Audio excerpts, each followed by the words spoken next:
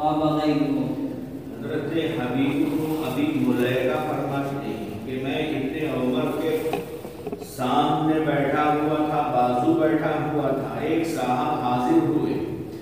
اور معلوم کیا آنے والے نے کہ حل شہید عثمان بدرن، حضرت عثمان موجود تھے کیا میدان بدر میں؟ ابن عمر نے عرض فرمایا کہ لا نہیں تھے حضرت عثمان، ولیکن رسول اللہ صلی اللہ علیہ وسلم قال یوم بدر،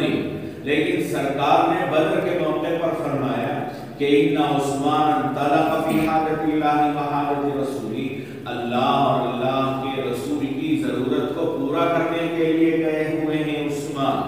اس لیے ضرب لہ بسہم، سرکار نے حضرت عثمان کے لیے بھی مال غنیمت میں سے ایک حصہ مقرر فرمایا، ولم یضرب لأحد غاب غیرہ، حضرت عثمان کے علاوہ جو اور لوگ شریک نہیں ہوئے تھے ان لوگوں کو کچھ بھی نہیں دیا۔ تو حضرت عثمان موجود نہیں تھے،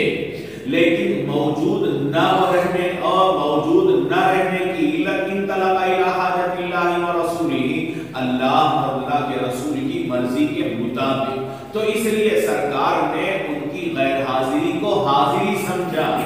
اور ان کے لیے ضرب لہ بسہم حصہ عطا فرما دیا، اور دوسرے لوگ رسول اللہ کی اجازت سے غیر حاضر ہوئے تھے، ایسا سمجھ گئے؟ دوسرے لوگ رسول اللہ کی اجازت کے بغیر غیر حاضر ہو گئے تھے، اس لیے لم یضرب لأحد غاب